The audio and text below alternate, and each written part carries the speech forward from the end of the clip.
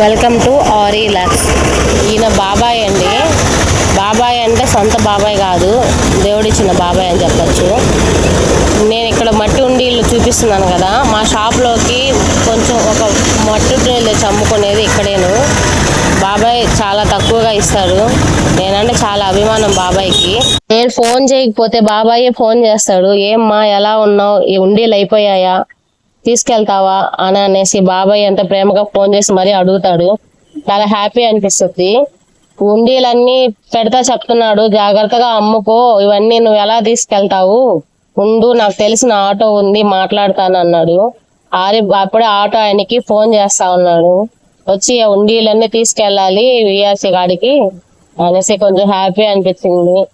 కొంచెం కేర్, పెద్దవాళ్ళు కదా, వాళ్ళకి ముందు జాగ్రత్త చాలా ఉంటుంది. ఆడపిల్ల ఇన్ని ఉండీలు అలా తీసుకెళ్ళద్ది, నువ్వెందుకు 1-2 సార్లు తిరగడం, నేను ఆటోలో పెట్టి పంపిస్తాను, బాడికి ఇచ్చేయి, జాగ్రత్తగా అమ్ముకో అని.